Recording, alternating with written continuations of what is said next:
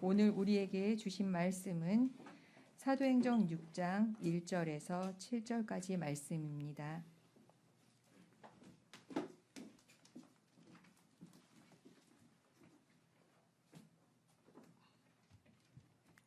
이 시기에 제자들이 점점 불어났다. 그런데 그리스 말을 하는 유대 사람들이 히브리 말을 하는 유대 사람들에게 불평을 터뜨렸다. 그것은 자기네 과부들이 날마다 구호 음식을 나누어 받는 일에 소홀히 여김을 받기 때문이었다. 그래서 12사도가 제자들을 모두 불러놓고 말하였다. 우리가 하나님의 말씀을 전하는 일은 제쳐놓고서 음식 베푸는 일에 힘쓰는 것은 좋지 못합니다. 그러니 형제 자매 여러분, 신망이 있고 성령과 지혜가 충만한 사람 7을 여러분 가운데서 뽑으십시오.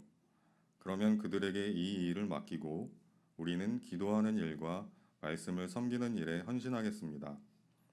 모든 사람이 이 말을 좋게 받아들여서 믿음과 성령이 충만한 사람인 스데반과 빌립과 브로고로와 니가노르와 디몬과 바메나와 안디옥 출신의 이방 사람으로서 유대교에 개종한 사람인 니골라를 뽑아서 사도들 앞에 세웠다. 사도들은 기도하고 그들에게 안수하였다.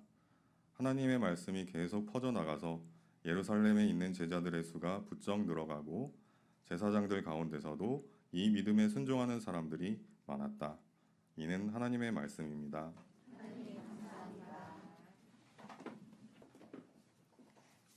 이 시간은 곽건희 장로님 나오셔서 저희에게 말씀 전해 주시겠습니다.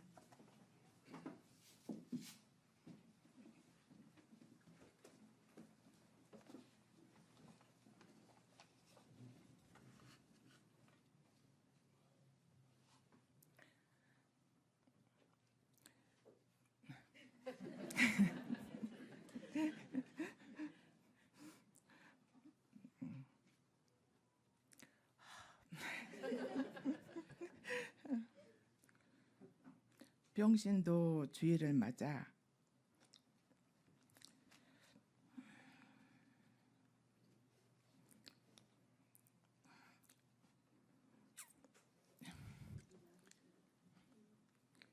예배에 나오신 여러분 모두를 주님의 이름으로 축복합니다.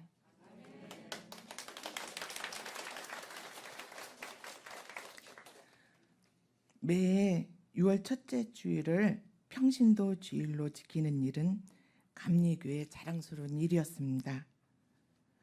특별히 지난 주간은 감리교에서 선포한 평신도 기도 주간이었기 때문에 기도로 한 주를 보내시며 주일을 준비하셨 줄로 생각합니다. 부디 바라기는 평신도 주일인 오늘 하나님께서 우리에게 주신 말씀을 통해 우리를 향한 하나님의 부르심을 깨닫고 결단하시기를 바랍니다. 사도행전은 오순절 성령이 임하신 뒤 교회와 성도들이 어떻게 변화되었는지를 생생하게 그립니다. 사도행전은 사도들의 행적을 알려주는 말씀입니다. 오래전부터 학자들은 사도행전을 성령행전이라 부르자고 주장했는데 그 이유는 사도행전의 주인공이 성령이시기 때문입니다. 이렇듯 성령이 임하신 뒤 처음으로 변해된 사람은 예수님과 동고동락했던 제자들이었습니다. 예수께서 이리저리 끌려다니며 모욕당하실 때 뿔뿔이 흩어졌던 제자들이 성령의 임재 이후로 전혀 다른 사람이 되었습니다. 곧 제자, 사도들이 된 것입니다. 이에 대해 사도행전 5장 41절은 이렇게 말씀합니다. 사도들은 예수 이름 때문에 모욕을 당할 수 있는 자격을 얻게 된 것을 기뻐하면서 라고 말이죠. 죽음을 두려워했던 제자들이 이제는 예수의 이름으로 핍박받는 것을 기쁨으로 여겼다는 것입니다. 늘 응석바지 같던 예수님의 제자들이 이처럼 전혀 다른 사람이 된 것은 놀라운 변화였습니다. 오합지졸이었던 제자들이 복음의 특수 요원이 된 것입니다. 그래서 사도행전 전반부는 걷잡을 수 없이 번져나가는 성령의 사역을 이렇게 표현하고 있습니다.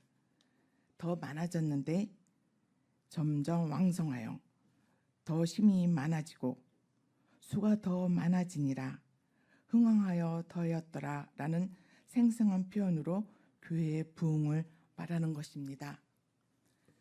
특별히 이런 교회의 부흥 속에서 오늘 본문 사도행전 6장은 예루살렘 교회도 지도자들을 세우는 과정을 보여줍니다. 그 배경에는 성도 간의 갈등이 있었습니다. 성령의 놀라운 일하심으로 부흥이 있었지만 동시에 성도 간의 갈등이란 문제도 발생하고 있었던 것입니다. 교회 안에 차별이 일어났습니다. 예루살렘 교회의 주류라 할 수 있는 히브리파와 그렇지 않는 헬라파 성도들 간에 일어난 차별이었습니다. 히브리파 가부에게는 구제품을 제때 나눠줬지만 새로 교회의 식구가 된 헬라파 가부들에게는 구제품을 주지 않았던 것입니다. 이런 일이 반복되었는지 헬라파 유대인들이 이를 두고 원망하게 이르렀습니다.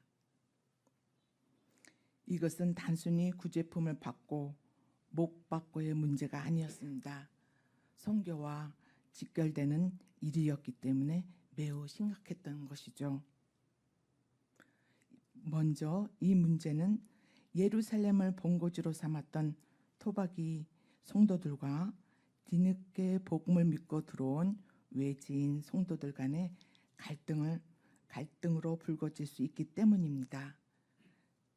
만약 예루살렘 교회 터줏대감들이 텃세를 부리더라는 소문이라도 난다면 선교의 확장은 물 건너간 일이 됩니다. 또 다른 면으로 다른 사람도 아니고 가부를 구제하는 것에 실수가 있었던 것은 유대인들에게 잭 잡히기 딱 좋은 일이었던 것입니다. 유대인들에게 가부와 고아는 특별한 존재입니다. 그것은 신명기 율법의 그들을 특별하게 여기시는 하나님께 대해서 누누이 말하고 있기 때문입니다. 그런데 만약 교회가 가부를 홀대하더라라는 소문에도 난다면 교회는 유대인들에게 치명적인 약점을 잡힐 수 있었습니다. 그렇게 되면 유대인들은 항상 향한 선교는 일찌감치 접어야 할지도 모를 일이었습니다. 결국 이 문제는 유대인 선교와 이방인 선교 양쪽 모두에 관한 일이었습니다. 사태가 더 심각해지기 전에 교회는 문제를 속히 수습해야 했습니다. 교회를 치리하던 사도들은 부랴부랴 지혜를 모아 해법을 하나 내놓습니다.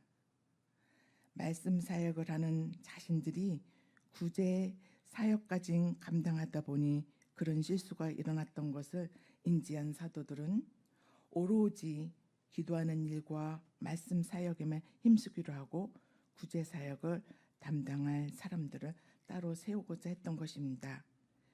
이것이 기독교 역사 속에 최초의 평신도 지도자를 세우는 배경이 됩니다. 결국 이런 상황 속에서 평신도 지도자를 세우게 되었습니다. 그리고 평신도 지도자를 세움에 있어서 사도들은 간단하고도 명료한 기준을 제시합니다. 과연 어떤 기준일까요? 본문 3절 말씀처럼 신망 있고 성령과 지혜가 충만한 사람이 평신도 지도자의 기준이었습니다. 평신도 지도자 첫 번째 기준은 신망 있는 사람입니다. 헬라어 성경을 보면 신망 있는 사람은 입증된 사람, 인정받은 사람을 의미합니다. 누가 보더라도 다른 이에게 인정받을 만한 사람이 한다는 것입니다. 말씀을 준비하면서 나는 과연 하나님께 그리고 사람들에게 인정받는 사람인가라는 생각을 해보았습니다. 그리고 어떻게 해야 인정받는 사람이 될 수 있을까 고민도 해봤습니다. 그리고 얻은 결론은 한결같아야 한다는 것이었습니다. 하나님 앞에서 사람들 앞에서 한결같은 사람이 될 수 있기를 바랍니다. 겉과 속이 다르지 않고 진실하게 한결같아서 신망 있는 사람이 되시길 바랍니다. 평신도의 두 번째 기준은 성령 충만한 사람입니다. 성령 충만한 사람은 자기 일을 세우지 않는 사람입니다. 성령 충만은 자기 부정에서 시작됩니다. 컵에 이물질이 많이 들어있다면 물을 가득 담을 수 없는 것처럼 우리 안에 내가 가득 들어있다면 성령님께서 함께 하실 수 없을 것입니다. 그러므로 성령 충만한 사람은 성령 하나님 앞에서 자기 안에 고집과 자아를 철저히 부인할 줄 아는 사람입니다. 그런 사람은 빌립보서가 말한 대로 겸손한 마음으로 각각 자기보다 남을 낮게 여기는 사람입니다. 결국 성령 충만한 사람은 공동체 안에서 다른 이들을 높이 세워주고 자신을 낮추는 모습으로 드러나기 마련입니다. 이것이 평신도 지도자의 두 번째 기준인 것입니다. 평신도 세 번째 기준은 지혜가 충만한 사람입니다. 성경이 말하는 지혜가 충만한 사람은 들을 줄 아는 사람입니다. 열왕기상 3장 9절에 지혜의 왕인 솔로몬은 하나님께 듣는 마음을 구했습니다.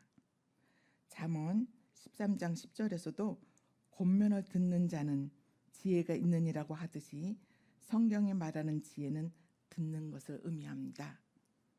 결국 지혜로 충만한 사람은 하나님의 말씀을 들을 줄 알고 다른 이들의 말을 들을 줄 아는 사람인 것입니다.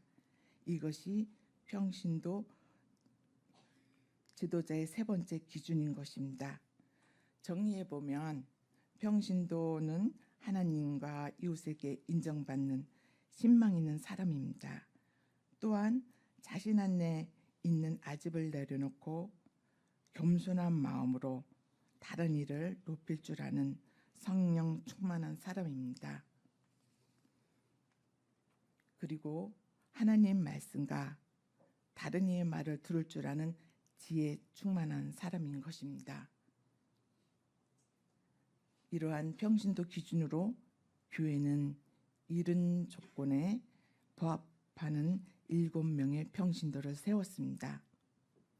이런 평신도 지도자를 세우고 교회는 안정적으로 부흥을 맞이합니다.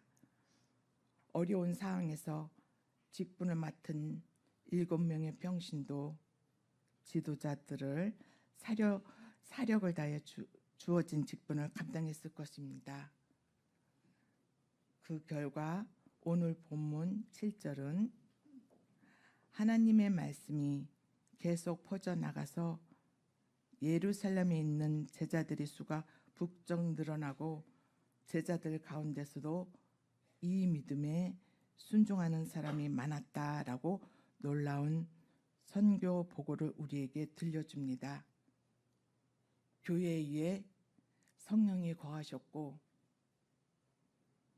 성령과 지혜로 충만한 평신도 지도자들의 협력으로 인해 교회는 확장해 나간 것입니다.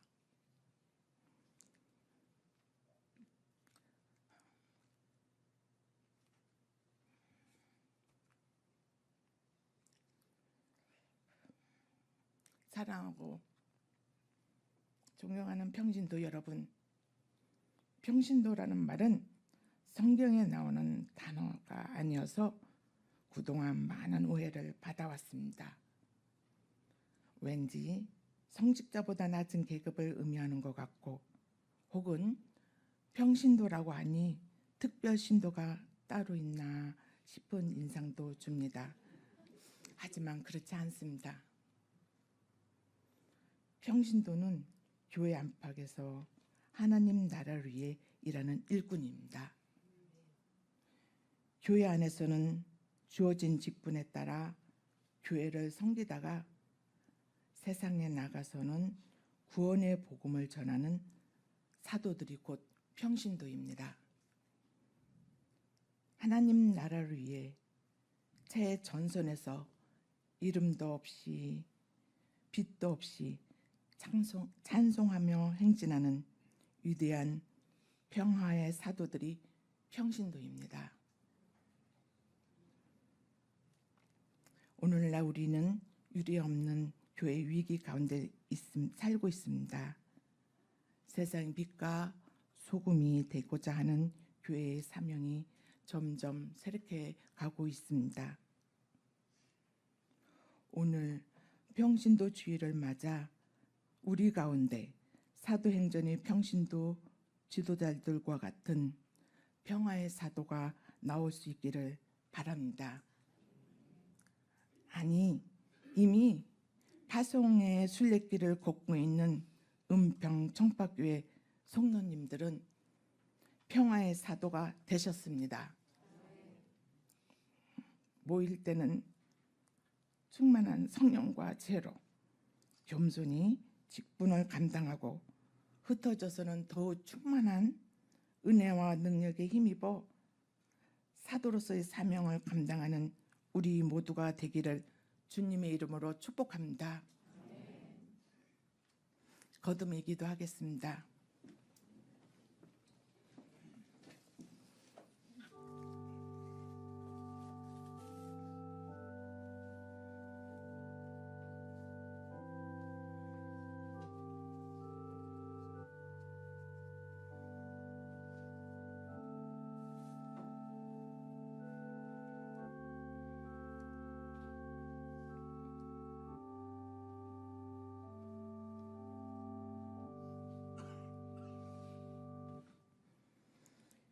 주님, 부족하고 연약하지만 우리를 부르셔서 평화의 사도로 삼아주시고 주님이 가신 길을 따라 걷게 하시니 감사합니다. 하나님과 사람들에게 신망 있는 사람이 되게 해주시고 성령과 지혜의 충만으로 주님의 말씀에 순종하며 하나님 나라를 만들어가게 하옵소서. 이 땅의 평화를 선포하는 사명을 잘 감당할 수 있도록 이끌어 주옵소서. 주님의 은혜에 감사드리며 예수님의 이름으로 기도드립니다. 아멘.